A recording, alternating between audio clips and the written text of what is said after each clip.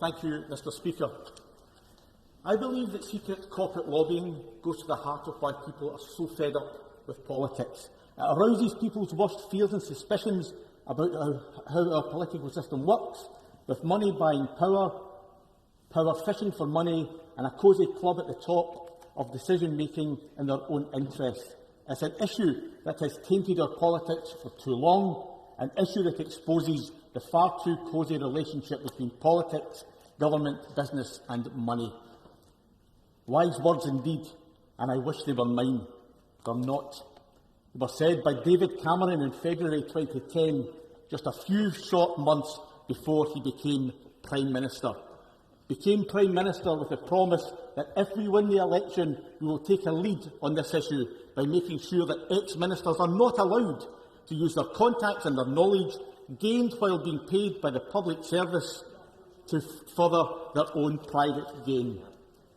And today, David Cameron, that self-styled great reformer, is up to his neck in the same cronyism, corruption and sleaze that he promised to call out, expose and eradicate while in opposition. The hypocrisy is breathtaking, not simply because nothing has changed, because we now know that far from taking on the corrosive culture of the nod and a wink of the old boys' club favouritism, he actually took it into government. We now know that while David Cameron was Prime Minister, Lex Greensill himself became so embedded in Downing Street that by 2012 he even had an official number 10 business card describing himself as a senior advisor. Almost 10 years to the day after delivering those stirring words and those great promises, we discover that David Cameron had directly lobbied the Chancellor of the Exchequer, the Secretary of State for Health and senior government officials, thereby securing 10 meetings in 3 months in an attempt to influence the UK government's COVID corporate financing facility. And he did it to benefit Greensill Capital, where he was then working as an advisor and lobbyist for the same Lex Greensill, and where he reportedly held share options worth millions of pounds. And I invite members to compare and contrast that level of access to the Chancellor and the powers that be at the centre of government to that given to the millions of people and the businesses who were left without any UK government support during the pandemic, particularly the group of the excluded, those 3 million self-employed people who have been left without a penny of government support. What chance, or what would they have given for just one opportunity that was afforded Mr Cameron, let alone the 10 that he got? And I wonder if at any point while brokering those meetings, did Mr Cameron recall his own hollow words of February 2010 when he said, "We all know how it works. The lunches, the hospitality, the quiet words in your ear, the ex-minister and the ex-advisor for hire, helping big business find the right way to get its way." Of course, now it transpires that the Greensill influence in Downing Street during the Cameron years went even further and deeper than we could ever have imagined, with the revelation, the quite astonishing revelation, that in 2015, one of Britain's most senior civil servants was given permission to work part-time as an advisor to the board of Greensill while still serving as the UK government's head of procurement. How is it possible that the Cabinet Office gave the green light for the former government chief commercial officer at the Cabinet Office to become part of Greensill Capital in September 2015 while still working as a supposedly impartial civil servant? Who authorised such a move? Who approved this appointment? Who thought that that was okay? And I wonder what questions did the people at the Cabinet Office internal conflict of interest policy actually ask in order to reach the conclusion that it was perfectly all right for one of the UK's most senior civil servants to twin-track and to work for a private finance company whose owner at that point was swanning about Downing Street, dishing out business cards, describing himself as a special advisor to the Prime Minister? It beggars belief. This is crony capitalism at its worst. It stinks. And the closer you get to it, the more it leaks. And that's why we'll be supporting a full, independent and transparent investigation, and we will be supporting this motion when the House divides this evening. Mr Speaker, on its own, the Greensill scandal would be bad enough. Unfortunately, it's far from being an isolated event.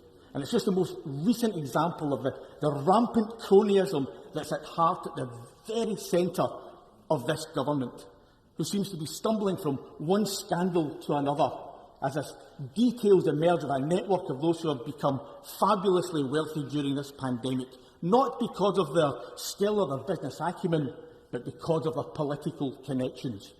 In November last year, the National Audit Office revealed that companies with political connections who wanted to supply the UK with PPE were directed to a high-priority channel, where their bids were 10 times more likely to be successful than those bids from companies who did not have links to politicians and senior government officials.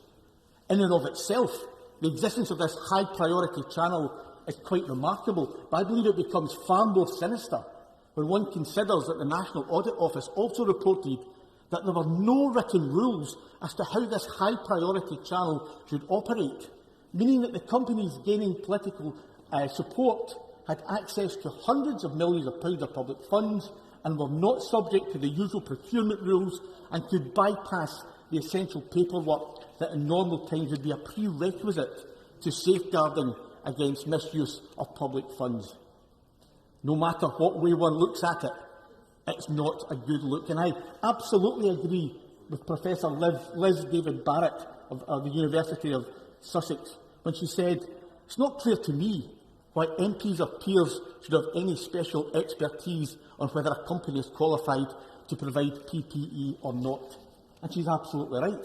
I should on to make the entirely reasonable point that normally those of us who could be described as being politically exposed persons are usually treated as being higher risk and therefore deserving of more scrutiny rather than less. Yes, Argyll. Well, gentlemen, for giving way, I intervened purely to ask because I asked a parliamentary question about the standards being applied to companies on this supposed fast-track list versus others, to check that the same due diligence standards were being applied to both sides and there was a level playing field. The answer I got back was that they were, and that in this respect the playing field was level. So would he care to just reconsider his point that the same process weren't applied? I thank the honourable gentleman's intervention. What I would love to happen is for the committee, when it meets, to examine that in detail to find out if that exactly is true. What is inescapable is that if you are 10 times more likely to receive a government contract from a political contact than not, then I think that's something that deserves careful scrutiny and indeed has to be smoked out to the nth degree. I will. Madam Speaker, I thank the honourable gentleman for giving way.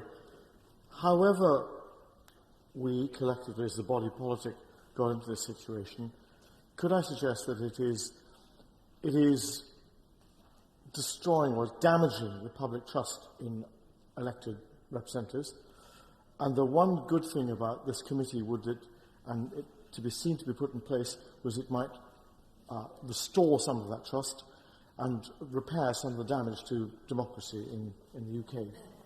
I thank the honourable gentleman, and he is right when he says that. I think we will all know from our postbag that regardless of which side of the House one is on in this debate, we are all tainted by it, and anything that could shine a light, admittedly where some might not want a light to be shone, would be a very, very good thing, and I wholeheartedly support it. Madam Deputy Speaker, I'm very grateful, but isn't there a different point here, which is about whatever inquiry needs to be done needs to have proper powers. It needs to be able to guarantee that anybody who's going to give evidence, for instance, is able to do so without fear of prosecution, so that if there is a whistle that needs to be blown, it can be blown. And it needs to have subpoena powers, so that people who don't necessarily really want to give evidence are forced to do so. And that, so far as I can see, is only really provided by either by a judge-led inquiry, maybe we should go down that route, but I think that's unnecessary, or by a parliamentary inquiry. The short answer is yes, absolutely, and it's something I will come on to in a moment. And that's why it's so important that that is the case. Madam Speaker, it's not just members of this House who are questioning the corrosive culture of cronyism at the heart of this government.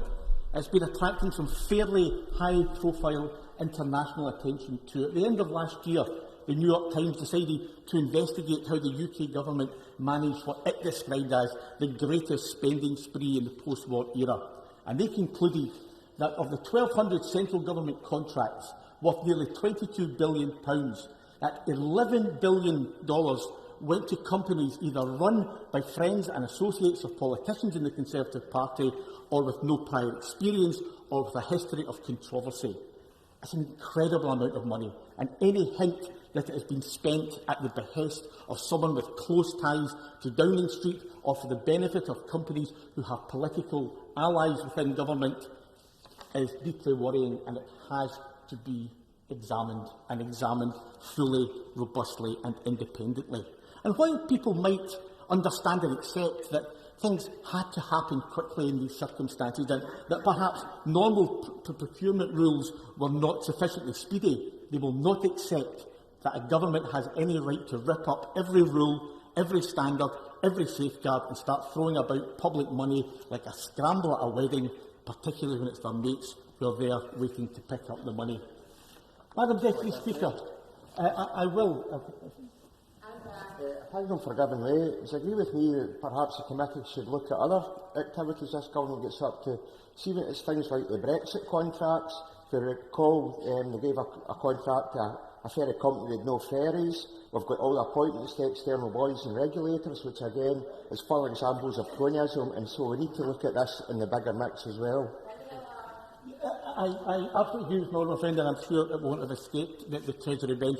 Madam Deputy Speaker, setting up the government's inquiry led by Nigel Boardman simply won't work. It cannot be seen to be independent, as we've heard, because of the baggage and the backstory that he has. Mr Boardman may have carte blanche to ask whatever question to whomever he likes, but they will have carte blanche not to answer those questions. And if that's the case, what's the point?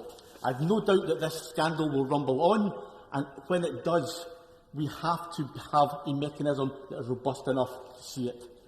Back in 2010, in his now risible speech, Mr Cameron said, "We can't go on like this. It's time we shone a light into the lobbying in our country, and we forced politics to come clean about who's buying power and influence." I wish he'd meant it back in 2010. We've got to mean it now, and that's why we will be supporting this motion.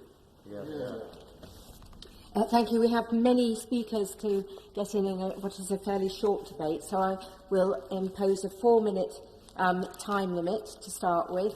That will be on the clock here and also on the screens for those participating virtually, but it will probably fairly quickly have to go down to 3 minutes. I call the Chair of the Administration and Constitutional Affairs Committee